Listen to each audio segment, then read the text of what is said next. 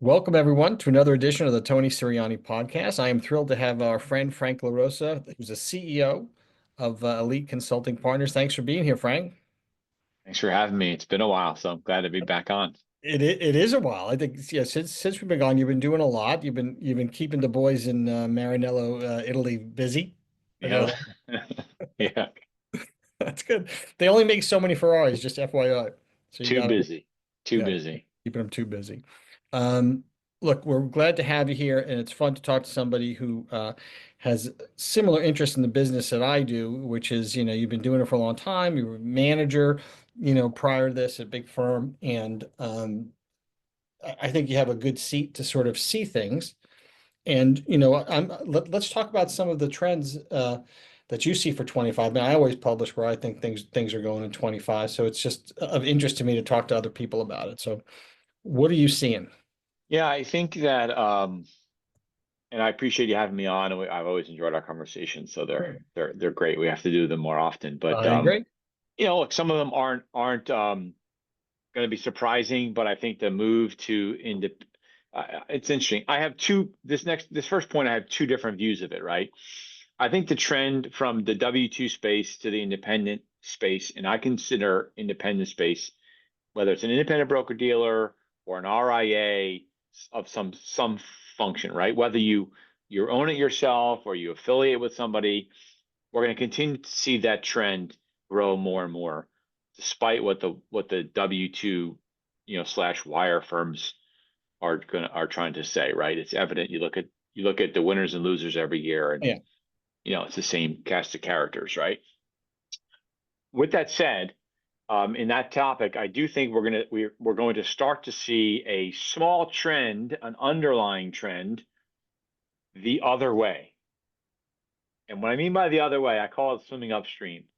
I do think we're going to see um, a subset of independent advisors, again, in that broad category, um, go back to a W-2 environment. I think that's interesting. So, a couple things. Let's talk a little bit about the motivations for that, because I agree. And you look, a big firm like LPL, Rich Steinmeier, those guys, they're not jumping into the W-2 business for no reason, right? And they're Right. not doing it just to be,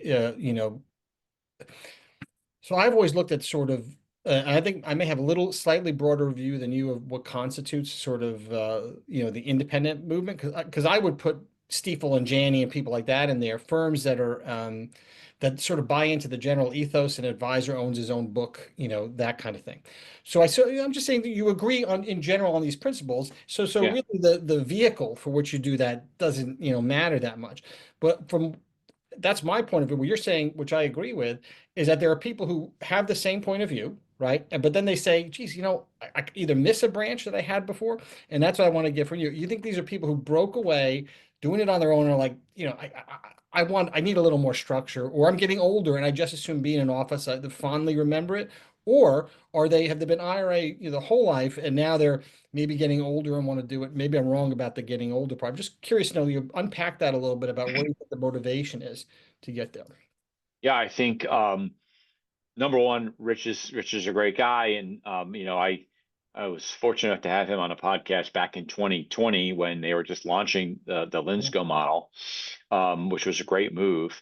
That there, no matter what people talk about, and we all like the independence, we are business owners, so we love the idea of being a business owner, right? There are just some advisors that don't want to do that. They understand the economics, they understand they're giving up something, right?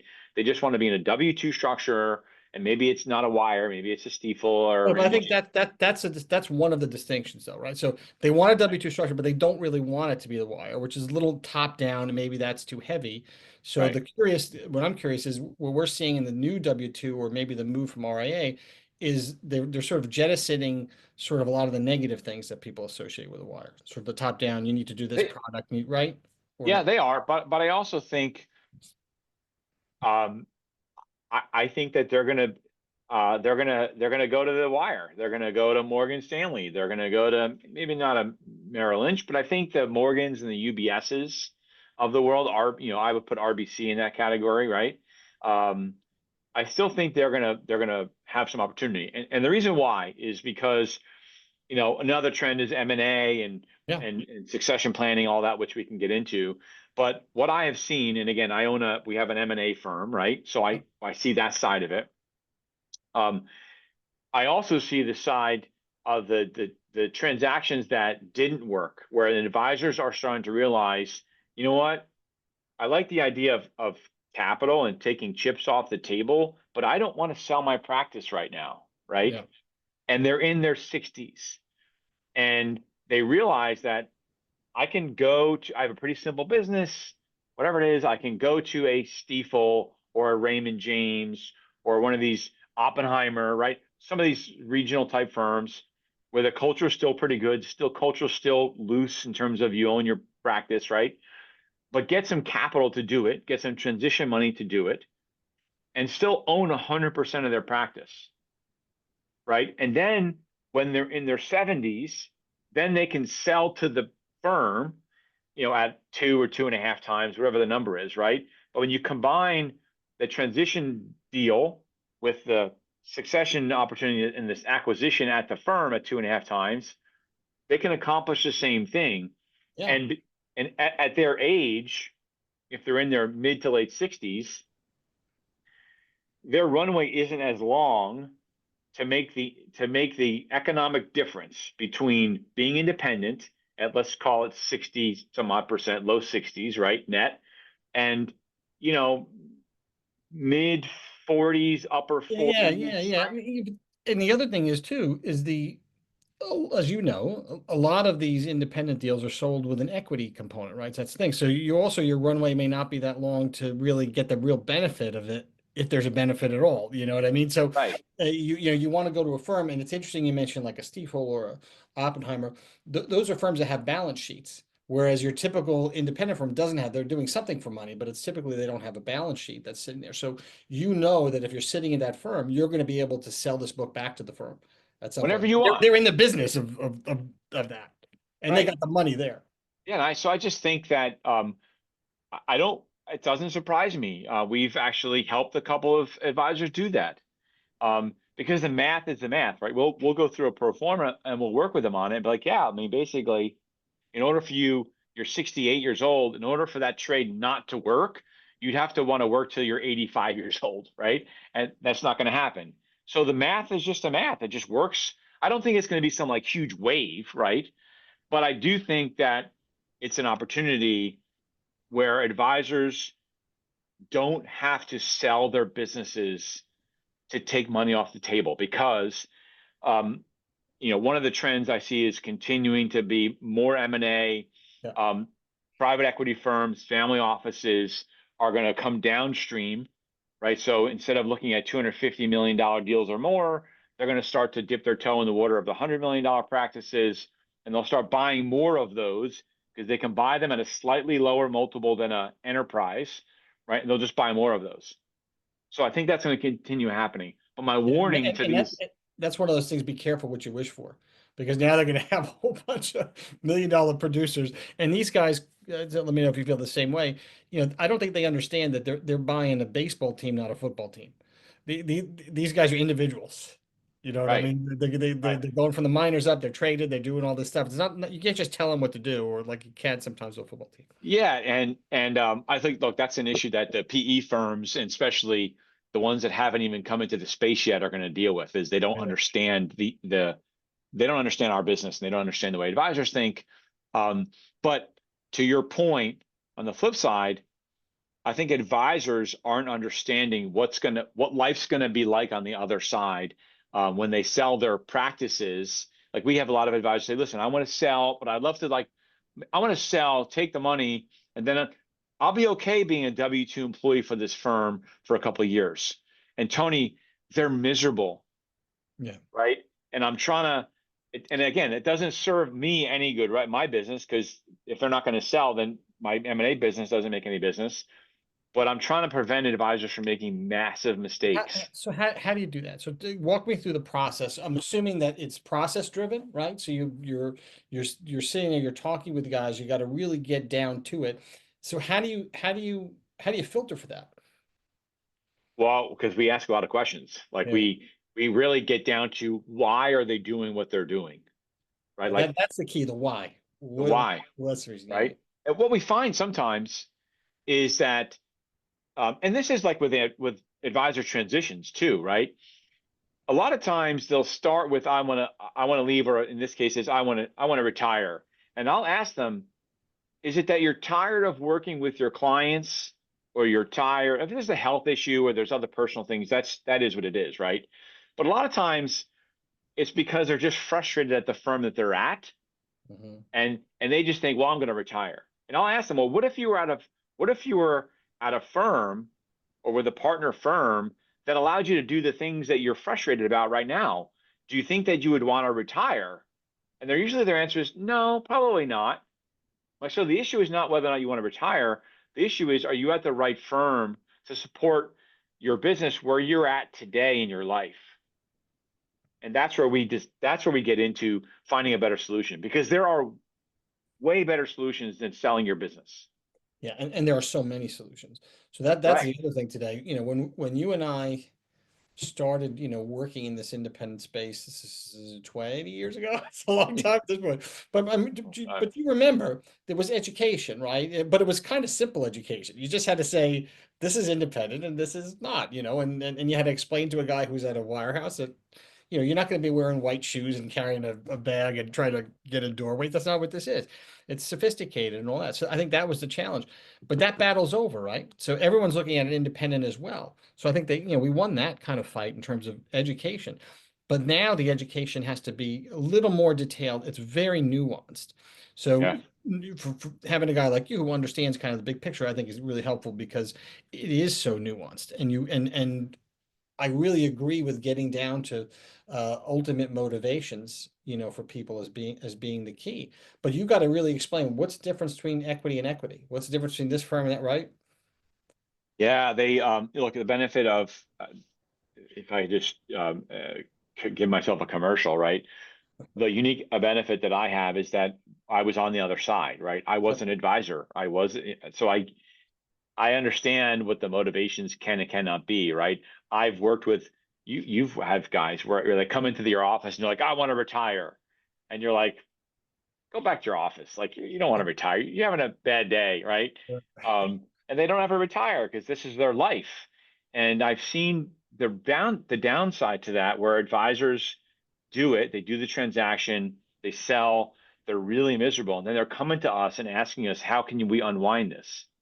And I'm like, you can't. Like it's Yeah. really hard, next to impossible, unless you want to pay them more than you got paid to get out.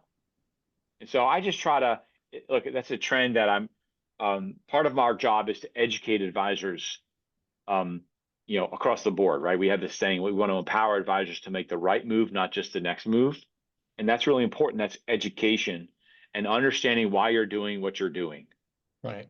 Right. And So, and the other thing that I think you've talked about a lot, and it's probably part of your trend set, I'm not sure, but the practice management stuff and what advisors really need to keep their, I've been talking a lot about AI too, and where that's going and how to be realistic about it. I'm not one of these guys who thinks it's going to be super friendly necessarily, but I think you got to be, you're either guy selling buggy whips or you're embracing it to some degree. So yeah. what are you seeing out there? So as it relates to AI, I'm a believer, right? I'm not a Bitcoin guy. I think I'm like Jamie Dimon. I think it's a Ponzi scheme. Yeah. I guess because you and I grew up in the day of day traders and all this other quick money stuff. So maybe I'm scarred from that. Um, but AI is a real thing. And I think that companies, you know, I don't think that advisors are going to lose market share to AI, right? Advisors are going to lose market share to people and firms that use AI well. Right. And that's where advisors need to work. And when it comes to marketing and branding in particular, that's where AI has a lot of value and has a lot of scalability. And if you're an advisor and you're not using AI and you're not using it to help yourself brand and market, you are going to lose significant market share to your competitors that are. And well, we remember, we have a recent example. So, throughout the pandemic, all of a sudden we started using Zoom, right? And if you didn't adapt to Zoom or figure out how to incorporate that into your practice post-pandemic, you stopped growing and went down. And the guys who did use it were suddenly, getting clients in Wyoming and everywhere they Yep. figured out how to do it, And so I think you started to see a separation of people who embrace that particular technology. No. Yeah, look, where Zoom, I mean, where AI comes in, um, AI can help you build service models. AI can help you build service emails. AI can help you build communication strategies. Like you can really you have to know on AI and how to create prompts and how to use it the right way Yeah, to yeah. get the results that you want. Because there can be something called shadowing, which is basically means AI is giving you information, but it's wrong, right? So you have to understand how to use it. Um, but the other component of that, that's sort of an offshoot of AI, and you can use AI for data analytics, is, and this sort of also has to do with valuations as well, because it helps you with valuations, Yeah. is I'm seeing more and more advisors and I'm guiding them on understanding your data, understanding what's in your CRM system, right? And not, this is not for the W-2 shops because it's not really their system, right? But RIAs, independent broker dealers, and independent advisors, understanding the tools that you have at your fingertips and the data behind your company. And for me, I'm a data junkie. I'm a Yeah. KPI. I just love it. I analyze. Um, and the more information and the more data you have on your practice and what makes your practice tick, the better you're going to be, the better your decision making is going to be, the quicker your decision making is going to be, the faster you can go to market with things, the faster you can deal with service issues, right? You can work with prospect. Like I spend a lot of time with our marketing company and our clients dealing with how to reduce the amount of time between meeting a prospect to having them open an account, right? And Right. and all of the data in between, all of the data between those steps is really important to understand how much time a prospect stays in a certain cycle that you have, right? How long and why, and then using data to go out and try to reduce the amount of time that takes. Or another example is onboarding, understanding the data behind the time it takes to open an account, to a managed account, to funding the managed account. And what are the steps that you have within your practice that the client has to go through, that account has to go through? Also AI ultimately can help with these efficiencies, you hope. That seems to be the way it's going, right? That you should be able to, help it. I just feel like we don't know where the end game for that is. So it's really the next gen. Um, for current clients, creating the efficiencies you're talking about, embracing AI, I'm on the same page. It's the next gen that starts to rely on AI for stuff where I think we're going to have a disconnect because the numbers when clients, when a client dies, the main client, usually the wife then takes the account somewhere else, no matter, because the advisor did a bad job of, Mm-hmm. maintaining those relationships and didn't pay any attention. That's why you really need to get involved in women's issues and things with your book. But I think that part two, the next generation is going to count on AI a lot more.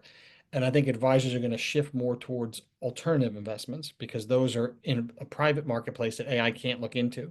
So I'm seeing that really grow. And anyway, I just don't know what that next step is. I agree with you for now. I'm concerned about part two. Yeah, I think that a lot of that comes down to comes down to service, right? Yeah, well And said. bringing that next gen into your practice. And what they're going to want to see is that you are on the forefront in that space, that you're talking the same language, that Right. you are using AI in some form or fashion so that they understand that you're not some crotchety old, you know, I'll say it this way, crotchety old white guy, financial advisor that's been doing this for 50 years and you're not up with the times, right? I They want to totally know agree. that That's a you, great point. Yeah, right? great point. Yeah, yeah. I think So, you can demonstrate a competency where right, you yeah. right. But looking, you can use AI to develop processes that are specific to your business. If you know how to use prompting and put that information into AI, we have our own. I'll just call it private ChatGPT account, meaning that it's just ours. It's just elite, and there's things I can ask it questions about us in my Right. practice and stuff that we have here that that help my team get information quicker. And so advisors can use the same thing.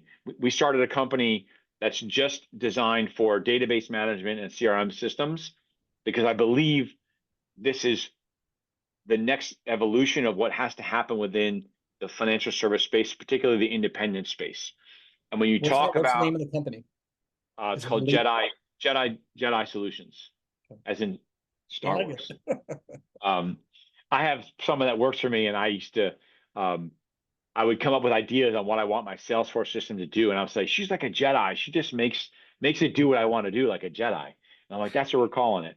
But when you talk about the first topic, which is valuations, advisors, sellers in particular, don't understand that they can increase the value of their practice by the quality of their data, Yeah.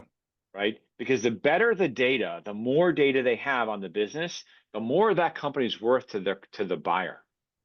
And so we're 100%. trying to help them do that as well. And I come across advisors and I talk to them about, because I have these different models, my conversations with an advisor are more than just, do you want to move firms, right? Correct. It's really about, what are you trying to build? And what I found is this is a real gap with what I talk to advisor, like, well, how long is your sales cycle from start to finish? And they don't have any idea, Okay. right? Or what kind of processes have you built into your system for service, right? What kind of process do you have for, like, I call it the next gen process, right? Yep. What processes do you have in your system to develop the next gen in your business so that when your client passes away, you don't lose $10 million to their buddy, right? Because that's what happens. And so I help them try to automate their systems and push that data to them as much as possible. And then the other component of that is understanding their business. As a business owner, you need to know, your expenses. You need to know what makes your expenses go up and down. Like, you need to know them cold. And so practice management is really important when it comes to that stuff, because it's going to help your valuation or hurt your valuation. A lot of guys don't even know EBITDA. They don't, they haven't, it's crazy when you have those conversations, really They crazy. don't know. We've been business owners for a long time, and the amount of new advisors to the independent space, and I say the independent space, the 1099, you have an S corp, and you have a Yep. 1099, they're running a business, they're new at it, right? And it took me years to stop making the mistakes I was making as a business owner, right? That's the truth of the matter, right? That's how That's you how we learn. learn. You learn by making a mistake, right? Right, exactly. You read all those books, but you don't really learn the lessons till you make mistakes. And so, I'm just trying to bring those lessons to clients, because I really feel like the firms that they talk to, so the LPLs I'm not picking on any firms, they're all doing the same thing. They don't teach these advisors how to run the business, right? They're there Right. to service the practice. They're there to, give them a check and give them a high payout and all that good stuff. But they don't really have solutions to help an advisor understand the business side of the practice. And I think Yeah. that's a real problem. Well, it's interesting. It's a whole world that's built on some commonality that's not always efficient, because you have a bunch of advisors doing it, and advisors don't want to spend time doing that. They want to be with their clients and they want to sell stuff, and then they want to help them. That's the motivation for most of them. And it Right. also is the thing that holds you back. It's a special person that wants to take a look at who they are and has an idea where they want to go. Right. And that's a great point. So where do you want to go? What I try to guide advisors on is, like, well, what's your end game? Right? I say, what do you want to be when you grow up? Right? Or what is your end game? So, all right, you want to retire, you want to sell your practice one day. Great.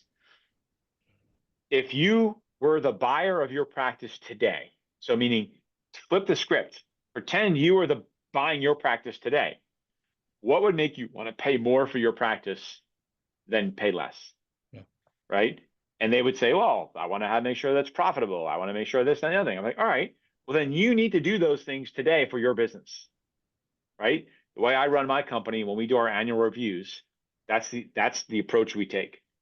If we are a PE firm and we bought our company today, what would we change, right? What would we stop doing? And what would we, what would we do more of, kind of thing, right?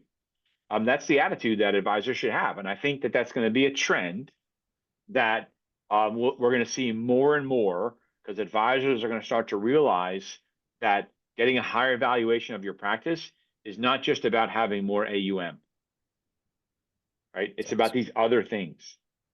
Um, Speaking of trends, the other trend I think we're going to see, and haven't really heard people talk about it, but I still believe that we have yet to see a saturation of PE firms and family offices coming into the space. I agree. I think it's going to be more and more. We're in a bubble. I mean, I say we're in a bubble. I tell you where I think we're going to have what you're going to see. Things are driven by today more by the type of financing that there is versus when you and I started financing at all. It was very difficult to find and what it was Yeah, going to be. So the trends and it makes the wires less relevant in these conversations as we go on, and it makes the quirky RIAs, not to pick on Rick, like the Rick Edelman mass, thing less relevant. So in the middle, it's going to start to become a function of the type of financing you do. So the type of firm that could come in could be different than the firm before. It's got a different kind of finance. It can actually gobble up that firm and still present something new to the space based on a new form of financing. So that's what's going yeah, to drive, I think, the future stuff there. yeah. And I think that people ask me all the time, well, valuations are so high, they can't go any higher. No, they're going to go higher. Yeah, competition, They're, right? We're back to capitalism again. So we'll see what happens as well, we get right, down the road. exactly. You have a new administration, interest rates are going to start coming down. Money, so private equity firms, family offices that have yet to discover financial services Yep. will. Um, and that's going to drive valuations higher, right? Now, the deal might change, right? So the structure of the Right. deals, Look, the deal's like in my mind, it's not as relevant because that's always going to change. And that's going to be right? driven by the type of financing that it is. I mean, are these guys full acquirers? Not, that's all going to drive it drives everything. So I think that the types of deals as they mature and change and become more, I do think what you're seeing today are things that are more really beneficial to advisors. The type of finance that there is better than the take it or leave it, or you got a 7-year runway and all that crap we used to, deal with before. So Yeah, definitely an optimistic future. I think so. I'm real excited about it. I think that firms, look, I applaud a firm like LPL for and it was a slow start, but they've come out with multiple solutions. I think that firms across the board need to give advisors multiple solutions so that they don't lose them, right? They're always trying to fight attrition. And the best way to fight attrition is by having options. Um, and I don't know whether or not the wires, everyone talks about that. Is Morgan Stanley or UBS going to come out with an independent practice kind of channel, right? Who knows what they're Yeah. going to do? Um, Raymond James has done it for a long time. Ameriprise, LPL, a couple others. There's a model for it. You know what I Of mean? course. There's got to be, but there has to be an appetite, on the other end. It's very hard when you have a high margin business, say, I'm going to go to this low margin, I'm still going to make money. They have to figure out the math. Somebody who really knows the P&L has to figure that, has to Yeah. figure. But they're going to go, I think more firms, more independent firms are going to come out with W-2 options Yes. um, because, they recognize that not all the firms are, not all advisors are going to want to be independent. Right. The other warning, and I'll sort of finish with this, which is another warning for advisors, right? To be careful what you wish for, kind of thing, right? Because I think that we're going to see another trend where independent broker dealers are gonna try to continue to acquire minority shares of the practices that are at the firms, Right. right? Could be a good idea, but it's a viable option. The warning that I would give to a financial advisor who's selling their practices: be careful what you wish for, right? You were independent, you like being independent, you now have a 20% stake partner, right? So you're almost default becoming like a W-2 employee to that firm because you can't leave unless you want to pay a higher multiple than you got. And they're going to have some level of control I did a podcast called The Slow Boil, Yeah. um, which is basically like these firms, your time horizon as a financial advisor may be 20 years, right? But a firm's time horizon is 50 years, right? Right. Like what's LPL's time horizon on decisions that they make, right? Forever. So they can make small moves. I'm not picking on LPL. I'm just saying as an example, right? They can make small moves that don't necessarily have a immediate pain impact on an advisor, right? Like the wires do, right? They Yep. turn, and 5 years later, before you know it, the advisor's payout went down 5 points and didn't even know, Yeah. right? Right. Because they did it slowly. They slow boil like boiling a frog, right? Yeah. Um, so I think advisors need to be really careful and think hard before accepting money from the firm that they're at, and understand the good side and the bad side of doing that, so that you Right. don't limit your options because maybe again I'm jaded because I spent the first part of my career in the wirehouse, right? So maybe I have some scars there. Um, you know, but their incentives to do things are for themselves. And what is their end game in taking small ownerships in all these different practices? Yes, part of it's financial, but I believe some of it is also to gain control of these practices so Yeah. that they can make these small tweaks in payouts and fees and different moves, money market account, all that stuff, Well, to their benefit. advisors got to be on the lookout. That includes team agreements. That includes, succession agreements. All that stuff that used to be meant for the benefit of an advisor, and now they're just shyster lawyer ways of keeping you down on the farm. So that's look. We're there already, Frank. We could do this again. We got a lot more to talk about, but look, I appreciate you being here. I appreciate your comments, and it's great for advisors to hear your take on the industry. Thanks for being here. Listen, I appreciate it. I always welcome the opportunity to be on here and talk to advisors and talk to you as well. Have a great time. Appreciate it, bud.